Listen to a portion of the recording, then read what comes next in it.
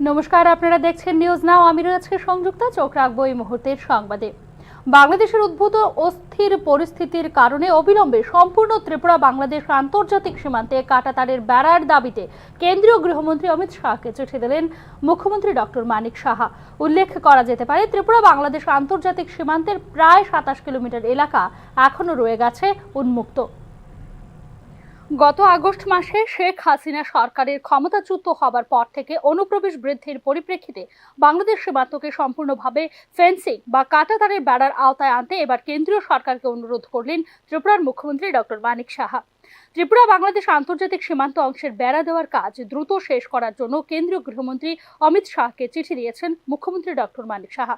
বাংলাদেশে উদ্ভূত অস্থির পরিস্থিতির কারণে ত্রিপুরায় বৃদ্ধি পাচ্ছে অনুপ্রবেশ। ক্রমবর্ধমান অনুপ্রবেশ বন্ধ করার জন্যই ত্রিপুরা বাংলাদেশ আন্তর্জাতিক সীমান্ত সম্পূর্ণ কাঁটাতারের আওতায় আনার কাজ দ্রুত শেষ করার দাবি জানিয়েছেন মুখ্যমন্ত্রী ডক্টর মানিক সাহা। শুধু তাই নয়, পুরনো সীমান্ত কাঁটাতারের বেড়াগুলি বর্তমানে জরাজীর্ণ অবস্থায় রয়েছে, সেইগুলিকে সঠিকভাবে সংস্কার এবং রক্ষণাবেক্ষণের বিষয়টিও চিঠিতে উল্লেখ করেছেন মুখ্যমন্ত্রী।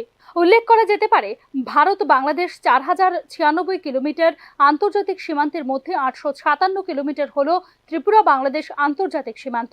এক্ষেত্রে প্রায় ৮৩০ কিলোমিটার অংশে কাঁটাতারের বেড়া দেওয়া হলেও প্রায় ২৭ কিলোমিটার এলাকা এখনো রয়ে গেছে উন্মুক্ত। বিশেষ করে ঊনকোটি জেলা এবং দক্ষিণ ত্রিপুরা জেলার বেশ কিছু অংশে এখনো দেওয়া হয়নি কাঁটাতারের বেড়া। ত্রিপুরা বাংলাদেশের উন্মুক্ত অংশ দিয়ে দেদার অনুপ্রবেশ চলছে রাজ্যে। শেখ হাসিনা সরকারের পতনের পর প্রতিদিনই রোহিঙ্গা এবং বাংলাদেশে অনুপ্রবেশকারীরা ধরা পড়ছেন রাজধানী আগরতলা সহ ত্রিপুরার বিভিন্ন অংশে। অবৈধ অনুপ্রবেশ শুধুমাত্র রাজ্যের জন্যই নয়, দেশের আভ্যন্তরীণ নিরাপত্তার ক্ষেত্রেও অনেকটাই হুমকি স্বরূপ। স্বাভাবিক কারণে স্পর্শকাতর এই বিষয় নিয়ে কেন্দ্রীয় গৃহ মন্ত্রকের দৃষ্টি আকর্ষণ করেছেন মুখ্যমন্ত্রী doctor Manik Saha. Bureau report, news now. গোপন খবরের ভিত্তিতে অভিযান চালিয়ে অবৈধভাবে বাংলাদেশে তেল বিক্রি করার জন্য ব্যবসার বৈধ কাগজপত্র না থাকায় মহারাজগঞ্জ বাজারের দুজন ব্যবসায়ীকে দোকান বন্ধের নির্দেশ দিলেন মহকুমা শাসক। অভিযানে নেতৃত্ব দেন সদর মহকুমা শাসক ও খাদ্য সুরক্ষা দপ্তরের আধিকারিকরা। সোমবার আগরতলা মহারাজগঞ্জ বাজারে অবৈধভাবে একটি দোকানে বাংলাদেশের ভোজ্য তেল বিক্রি ও মজুত রাখা ও অন্যদিকে আরেকটি চালের দোকানে ওজন পরিমাপের জিনিস ও বিক্রির বৈধ কাগজপত্র না থাকায় দুটি দোকানকে সাময়িক কালের জন্য বন্ধ করে দেওয়া হয়। অভিযানে নেতৃত্ব দেন সদর মহকুমা শাসক ও খাদ্য সুরক্ষা দপ্তরের বিভিন্ন আধিকারিকরা। মূলত মহারাজগঞ্জ বাজারের দ্রব্যমূল্য যাচাইয়ের জন্য এই অভিযান বলে জানিয়েছেন খাদ্য সুরক্ষা দপ্তরের আধিকারিক প্রদীপ কুমার ভৌমিক।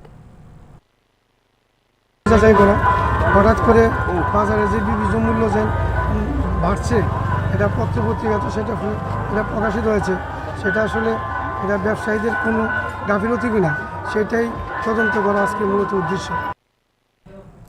স্বাস্থ্য দপ্তর থেকে রাজ্যের বিভিন্ন হাসপাতালে সিসিটিভি ক্যামেরা লাগানোর উদ্যোগ নেওয়া হয়েছে। জনকল্যাণমুখী এই উদ্যোগের অঙ্গ হিসেবে সাবরুম মহকুমার হাসপাতালে লাগানো হয়েছে সিসি ক্যামেরা। রাজ্যে সরকার এই উদ্যোগে খুশি মহকুমাবাসী।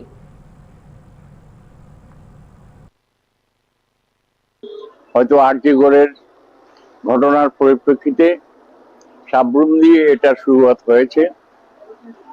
এই সিসি ক্যামেরা লাগানোতে এখানে কারা আসছে কারা যাচ্ছে।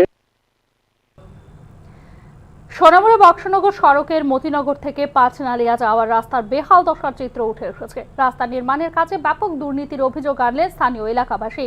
বক্সনগরের মতিনগর থেকে পাঁচনালিয়া যাওয়ার রাস্তাটি নির্মাণের ক্ষেত্রে ঠিকাদার ব্যাপক দুর্নীতির আশ্রয় নিয়েছে বলে অভিযোগ এলাকাবাসীর। রাস্তার লাল মাটির উপর কালো রঙের প্রলেপ হাতে ধরলেই উঠে যাচ্ছে, এমনটাই অভিযোগ গ্রামের নবীন থেকে প্রবীণ সব অংশের মানুষের। এলাকার মানুষের বহুদিনের স্বপ্নের রাস্তা বাস্তবে পরিণত হতে হতেই ধ্বংস হয়ে যাচ্ছে। রাস্তা নির্মাণকারী ঠিকাদারের বিরুদ্ধে এমনভাবেই তীব্র ক্ষোভ প্রকাশ করেছেন স্থানীয় এলাকাবাসী।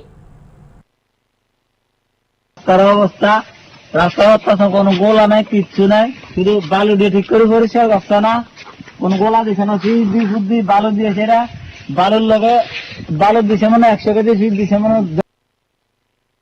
এখনকার মতো সংবাদ এখানে শেষ করছি। অন্যান্য আপডেটস পেতে চোখ রাখুন নিউজ নাও এর পর্দায়।